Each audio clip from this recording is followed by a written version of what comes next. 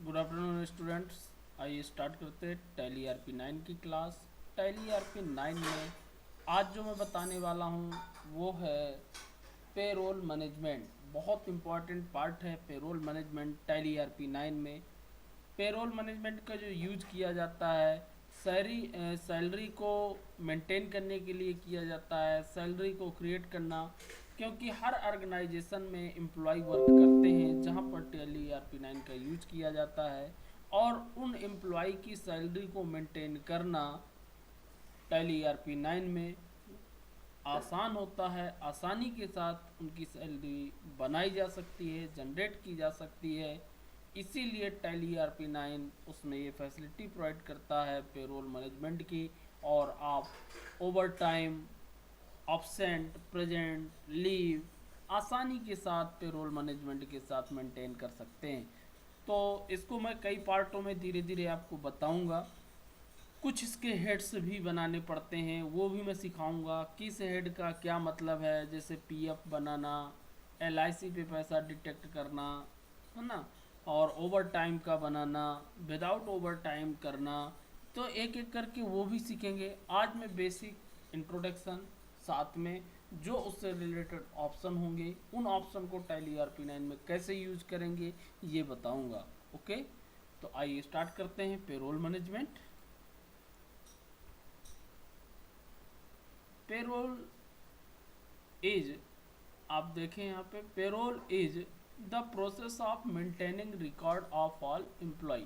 जितने भी एम्प्लॉय हैं उनके सभी रिकॉर्ड को मेंटेन करने के लिए किससे रिलेटेड, सैलरी अंडर वेरियस पे हेड, सैलरी से रिलेटेड जो भी रिकॉर्ड हैं उनको मेंटेन करने के लिए पेरोल मैनेजमेंट का यूज किया जाता है। पे हेड हुआ, all स्टेटरी and non स्टेटरी detection, attendance, absent, record, कितना टैक्स काटना है, उनसे टैक्स लेना है या नहीं लेना है, इनको मेंटेन करना, सैलरी कितनी रखना है, बेसिक सैलरी कितनी है, पीएफ कितना कट रहा है, इसको मेंटेन करना, कितना पैसा उनका डिटेक्ट हो रहा है, कितना उनको करंट समय में दिया जा रहा है, ये सबको मेंटेन करना पेरोल मैनेजमेंट के अंतर्गत होता है। तो इसको एक स्टेप बाय स्टेप मैं आपको पहले समझा देता हूँ। पेरोल को वर्क करने के लिए आपको फर्स्ट स्टेप क्या करना होगा, इनके फीचर्स को एनेबल करना होगा। Create company and then activate the payroll following step. Company तो हमारे पास क्रिएट ही है, आप चाहें तो अलग भी कंपनी बना सकते हैं, चाहे उसी पे यूज कर सकते हैं। और सबसे पहले फीचर्स को एक्टिवेट करने के लिए आपको देखिए क्या करना है, go to the gateway of Tally and press 11 F11 company features के अंदर, यानी कि company features means accounting features. इसके अंदर आपको मिलेगा अकाउंटिंग फीचर्स।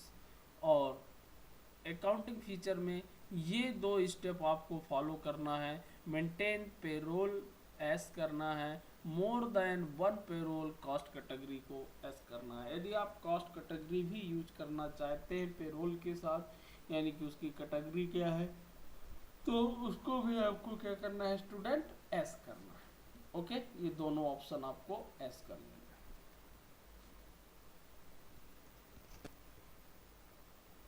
इसके बाद देखिए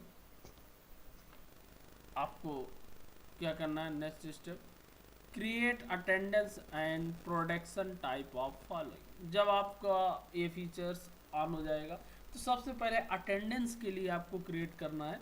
अटेंडेंस में देखिए जैसे ही इस फीचर को आप ऑन करेंगे तो गेट पे आप टैली में आपको क्या मिल जाएगा, payroll info.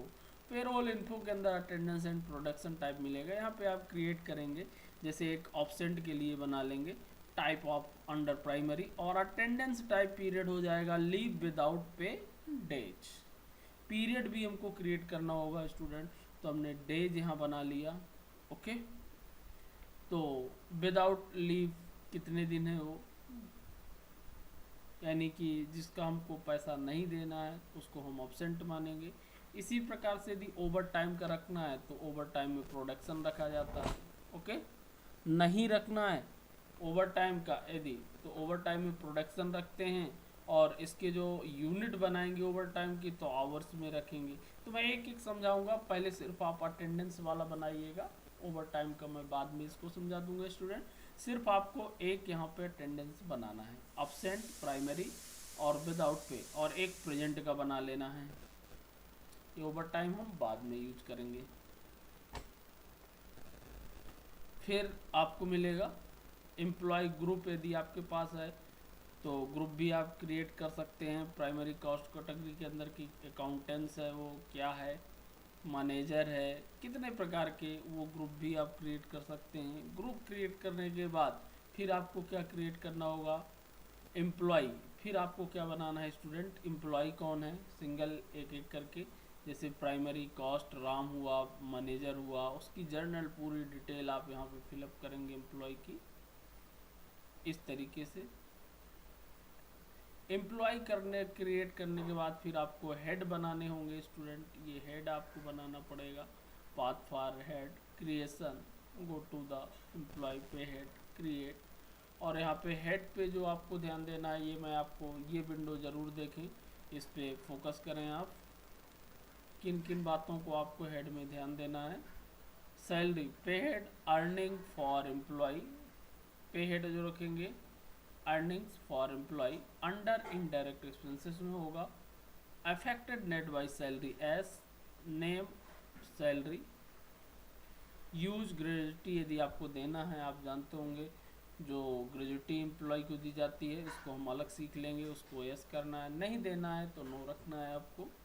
Calculation type on attendance हो जाएगा, अटेंडेंस लीव विथ पे होगा नॉट अप्लीकेबल, और लीव विदाउट पे होगा अब्सेंट।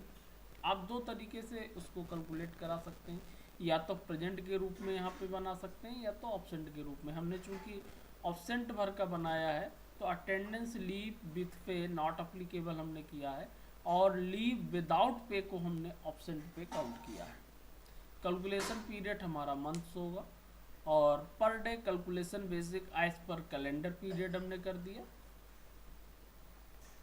इसी प्रकार से हमको 2-3 हेड बनाना होगा स्टूडेंट। ओवर टाइम का यदि हमको अभी नहीं यूज़ करना तो नहीं बनाएंगे। एक मान लीजिए अलाउंसेस बनाना है तो सेम इसी तरीके से हम अलाउंसेस भी बना सकते हैं, और इसका कैलकुलेशन भी निर्धारित हम कर सकते हैं। इसका हम अलाउंसेस का परसेंटेज बेस पे कर सकते हैं। अर्निंग फॉर एम्प्लॉय, ये देखिए dream allowances as compound value, कई प्रकार के बनते हैं, मैं आगे आपको बताऊंगा। ये देखिए एज ए कंपाउंड वैल्यू के अकॉर्डिंग इसको हमने बनाया मंथ में। तो कंपाउंड वैल्यू में देखिए क्या होता है एक्चुअल में, जैसे अप्रैल 2015 से फ्रॉम, यदि वो कितना पैसा देता है 16,861 से लेकर 16,861 तक है तो कितना उसको देना है परसेंटेज, 12%। यदि इससे ज़्यादा है तो 12। तो इस प्रकार से भी हम परसेंटेज निर्धारित कर सकते हैं। टीए इसी प्रकार से टीए को बना सकते हैं, ट्रेवलिंग फ्लैट रेट निर्धारित कर सकते हैं, एक फिक्स रेट निर्धारित कर सकते हैं इसमें। और एक इसी प्रकार से होता है प्रोवाइड फंड, पीएफ, ये डिटेक्शन पे हमारा जाएगा। देखिए डिटेक्शन फ्रॉम एम्प्लॉय होगा, अर्निंग नहीं होगा, ये डिटेक्ट हो रहा है। और टीए में अर्निंग फॉर एम्प्लॉय था।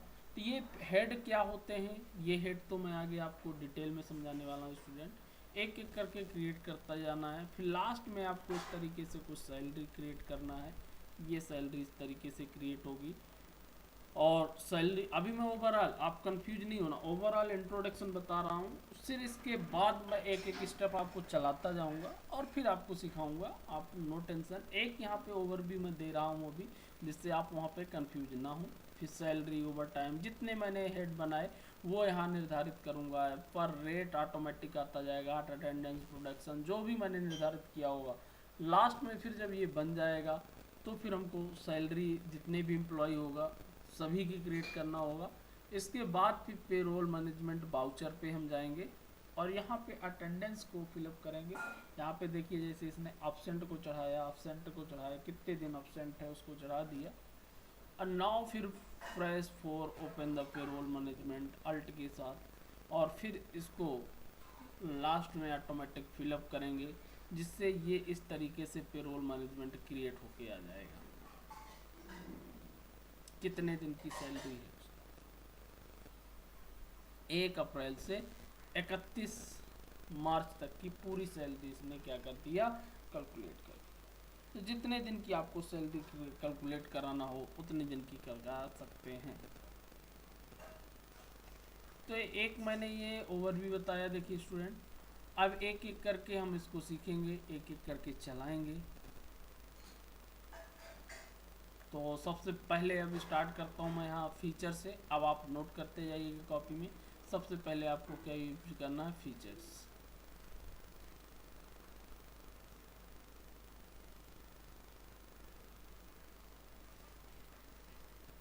तो जिसके लिए मैं टैली RP9 को ओपन करता हूँ स्टूडेंट। हम प्रेजेंट बेस पे भी सैलरी कैलकुलेट करा सकते हैं, एब्सेंट बेस पे भी, जैसा चाहें वैसा। यहाँ पे मैं एक नई कंपनी उसके लिए बना लेता हूँ स्टूडेंट।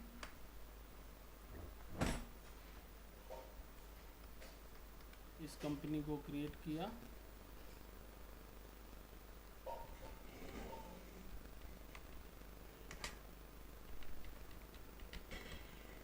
पेरोल मैनेजमेंट नाम से मैंने एक कंपनी बनाया।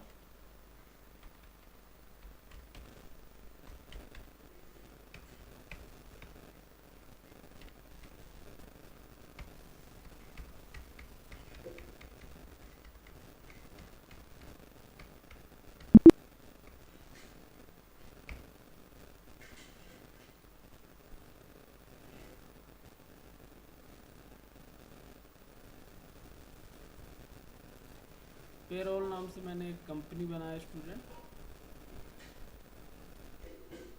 ये पे हेड जो है ये मैं आपको अलग से समझा दूंगा, इसमें कंफ्यूज नहीं होना है, ये बता रहा था।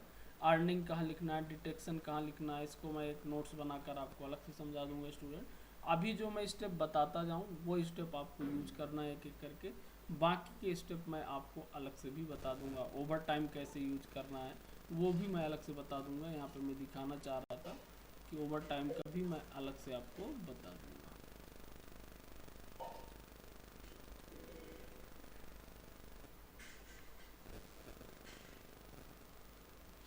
क्योंकि कई तरीके से ये हेड यूज होते हैं, वो मैं आपको दिखाना चाह रहा था। हेड कई तरीके से यूज किए जा सकते हैं।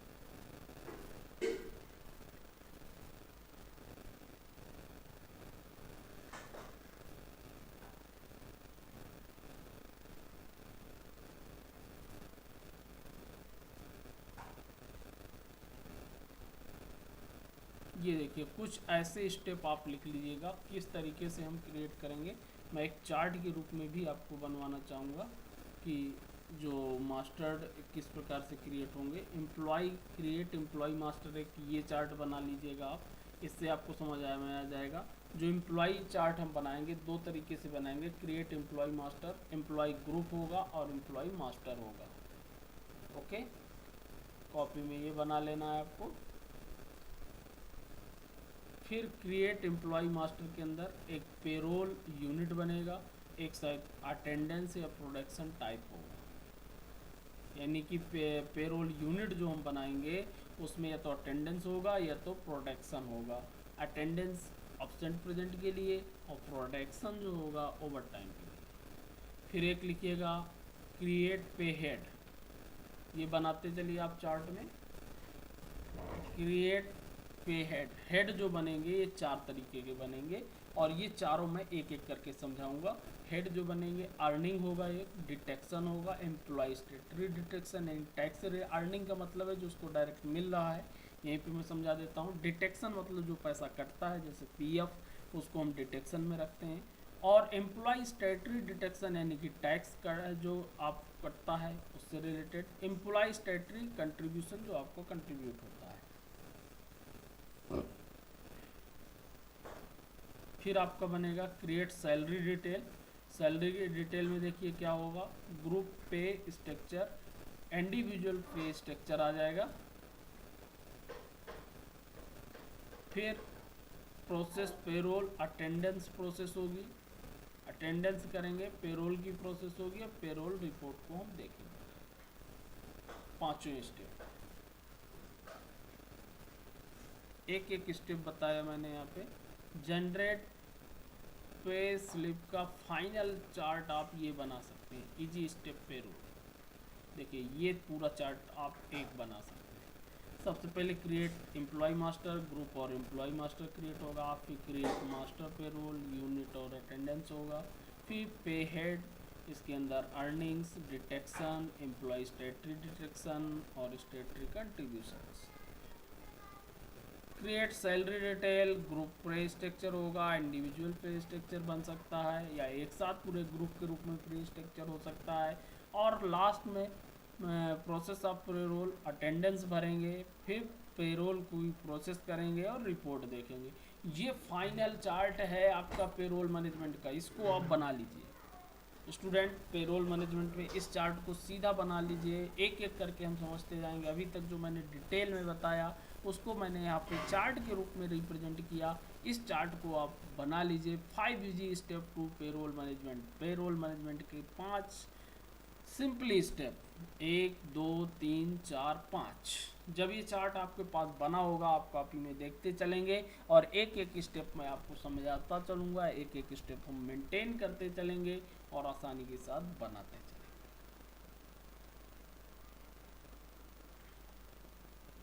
ओके स्टूडेंट, आपने बना लिया होगा शायद। चलिए मैंने यहाँ पे स्क्रीन को रोका।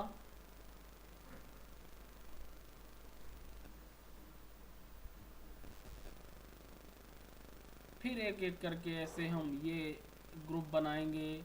फिर क्रिएट ग्रुप के बाद एक एक ये salary creation, single employee, sales, इस तरीके से सैलरी को सेल्स, मार्केटिंग, आरडी, कहाँ पे हमको सैलरी क्रिएट करना है। एक एग्जांपल फिर मैं दिखाता हुआ इस प्रकार से एम्प्लॉय की पूरी डिटेल आप फिलअप करेंगे, उसका पे डिटेल, पासपोर्ट, वीज़ा, जो भी होगा। ओके, क्रिएट यूनिट बनाना होगा हमको। जैसे हम इन्वेंट्री में मेजर करते हैं वैसे ही हमको यूनिट क्रिएट करना होगा। और यूनिट क्रिएट करने के बाद आवर्स, इस तरीके से कुछ यूनिट बनाना होगा। कुछ आपको कंबाइंड यूनिट भी बनानी पड़ती हैं कि ऑटोमेटिक कन्वर्ट हो जाए। 60 मिनट हो जाए, मिनट बना लिया, और फिर 60 मिनट हो जाए तो हावर्स में कन्वर्ट हो जाए। इसी प्रकार डेज मंथ में कन्वर्ट हो जाए। फिर क्रिएट अटेंडेंस प्रोडक्शन हमको क्रिएट करना पड़ेगा। देखिए प्रेजेंट या एब्सेंट, दो में से कोई भी। यदि हम प्रेजेंट यूज करते हैं तो अटेंडेंस टाइप पीरियड यहाँ क्या होगा, अटेंडेंस लीव विद पे होगा। यदि एब्सेंट बनाते हैं तो लीव विदाउट पे होगा। टाइप ऑफ डेज होगा, डेज ओवर टाइम। कैलकुलेशन के फ्लैट रेट जो मैंने बताए, ये इस तरीके से आप फिर एक एक करके स्टेप बाय स्टेप यूज करेंगे।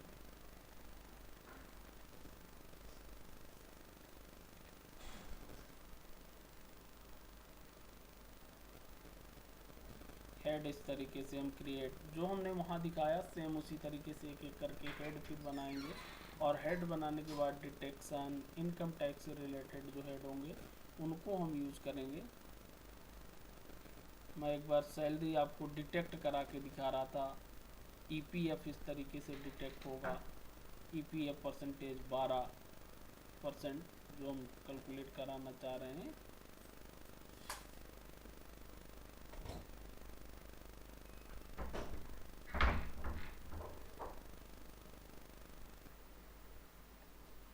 जब पूरा कंप्लीट हो जाएगा तब फिर हमको इसकी एंट्री करना होगा, पास करना होगा स्टूडेंट लास्ट में। तो इसकी डिफाइन द सैलरी स्ट्रक्चर, इस तरीके से सैलरी स्ट्रक्चर को हम डिफाइन करेंगे। जो हमने 5 स्टेप बताए उन्हीं स्टेप के अकॉर्डिंग मैं यहाँ पे बता रहा हूँ। और उन 5 स्टेप के बाद फिर लास्ट में हम सैलरी की अटेंडेंस कैलकुलेट कराएंगे। ये देखिए अटेंडेंस, ऑब्सेंट कितने लोग हैं, पेड लीव कितनी है, ए बी सी, इस तरीके से हम यहाँ पे फिलअप करेंगे। ऑब्सेंट को हम यहाँ फिलअप करेंगे कितनी वैल्यू यूनिट है। और लास्ट में ये यहाँ पे जाके अटेंडेंस जब हमारी पूरी हो जाएगी। ओके स्टूडेंट, तो सीधा फिर सैलरी को हम कैलकुलेट करा देंगे। ओके, अब मैं चलता हूँ। आप सिर्फ अभी यहाँ पे 5 स्टेप बनाइएगा कॉपी में बस। जो मैंने 5 स्टेप बताए। अब एक एक करके स्टेप मैं आपको सिखाऊंगा, जो 5 स्टेप मैंने यहाँ पे लिखा है आपको, ये स्टेप आपको एक एक करके एक्सप्लेन करने के लिए मैंने जो बताया, एक एक प्रैक्टिकली बताता जाऊंगा, वो आप यूज करते जाएंगे। तो यहाँ पे जो 5 स्टेप मैंने लिखाए हैं, सिर्फ अभी आपको पेरोल की डेफिनीशन और ये 5 स्टेप आपको लिखना है, और इसके बाद फिर एक एक करके हम फीचर्स को सीखेंगे। ये सिर्फ आप 5 स्टेप का ये चार्ट बनाइएगा अभी, और सिर्फ एक इंट्रोडक्शन को अब एक एक करके मैं आपको बताता जाऊंगा। सबसे पहले हमने यहाँ पे देखिए कंपनी को क्रिएट कर लिया। आज कंपनी को क्रिएट करने के बाद हमको क्या करना है, F11 प्रेस करना है और इसके फीचर्स, अकाउंटिंग फीचर्स पे जाना है। यहाँ पे आपको मिलेगा, देखिए cost centre and profit management के अंदर आपको यहाँ पे मिलता है मेंटेन पेरोल। इस ऑप्शन को आपको सिर्फ एस कर देना है स्टूडेंट। और एक यदि कॉस्ट कैटेगरी भी यूज करना है तो मेंटेन मोर देन 1 पेरोल, एक से अधिक पेरोल यूज करना है। और कॉस्ट कैटेगरी, तो इस ऑप्शन को भी आपको एस करना है। यदि आप कॉस्ट कैटेगरी यूज करते होंगे तो ऑटोमेटिक ये ऑप्शन आपका एस होगा, क्योंकि हमने इसके पहले कॉस्ट कैटेगरी ऑप्शन यूज किया था, तो ये ऑप्शन एस था। और इसको एक्सेप्ट कर लेना है। ओके स्टूडेंट, अब जैसे ही मैं यहाँ पे आऊँगा तो मास्टर के अंदर आपको एक यहाँ मिल जाएगा पेरोल इन्फो। मैं आपको इसको टैली प्राइम में भी बता दूंगा। आज अभी हम यूज कर रहे हैं टैली ERP9। टैली ERP9 में भी इसकी 2-3 क्लास बनेगी। जब आप कंटिन्यू क्लास देखेंगे तभी पेरोल मैनेजमेंट समझ में आएगा। आज तो ओवरऑल मैंने इंट्रोडक्शन दिया और यहाँ पे मैंने यूज किया पेरोल इन्फो। आपको यहाँ मिल जाएगा। जब आप यहाँ पे पेरोल इन्फो मिल जाए, आप इसके अंदर जाएंगे। अब इसके अंदर पूरे पेरोल से रिलेटेड ऑप्शन मिलेंगे जो अभी तक मैंने दिखाया। ओके स्टूडेंट, तो सबसे पहले आप यूनिट ही क्रिएट कर लीजिएगा, क्योंकि हमको जो ज़रूरत होगी सबसे पहले यूनिट की ही होगी। इसके बाद हमको मास्टर्ड बनाना होगा, उसके एम्प्लॉय के ग्रुप बनाना होगा या एम्प्लॉय कैटेगरी क्रिएट करना होगा, है ना। एम्प्लॉय, फिर अटेंडेंस, पे हेड, फिर एक एक करके हम क्रिएट करेंगे, फिर इसको कैलकुलेट कराएंगे। तो फिलहाल आप पेरोल इन्फो इतनी प्रोसेस करिएगा, सिर्फ इसके फीचर्स को इनेबल करिएगा। और इसके अंदर जैसे फीचर्स मिलेगा तो आपको ये मिल जाएगा पेरोल इन्फो। और पेरोल के इन्फो के अंदर इससे रिलेटेड सारे ऑप्शन आपको यहाँ पे मिलेंगे। अब एक एक ऑप्शन मैं आपको बताऊंगा कौन से ऑप्शन यूज करना है इसके बाद और किस स्टेप पे चलना है। ओके स्टूडेंट, तो आज सिर्फ कॉपी में पेरोल इंट्रोडक्शन उस चार्ट को बनाइएगा। इसके बाद step number 1 using features F11 और 2 फीचर्स जो बताया उसको लिख लेना है। इसके बाद स्टेप नंबर 2 में आपको लिखना है गेटवे ऑफ टैली, एरो लगाकर पेरोल इन्फो, और ये विंडो यहाँ पे आपको बना लेना है। ओके, सिर्फ 2 स्टेप मैंने आज क्लियर किया पेरोल मैनेजमेंट के। तो ये 2 स्टेप आपको बनाना है, और फिर तीसरा स्टेप कल पढ़ेंगे, फिर 5वां 6वां, इस तरीके से एक एक स्टेप हम पढ़ेंगे तो आपका पेरोल पूरा क्या हो जाएगा स्टूडेंट, कंप्लीट हो जाएगा। तो आज अभी सिर्फ 2 स्टेप आप लिखेंगे, एक तो फीचर ऑन करने का लिखिएगा और दूसरा स्टेप गेटवे ऑफ टैली से यहाँ पे जो मैंने आपको बताया पेरोल इन्फो, और इसके अंदर ये विंडो आपको वहाँ पे बना लेना है। ओके, तो आज की क्लास मैं यहीं पर क्लोज कर रहा हूँ स्टूडेंट, इतना आप चलाइएगा। कल हम पेरोल मैनेजमेंट से रिलेटेड ये सारे ऑप्शन यूज करेंगे।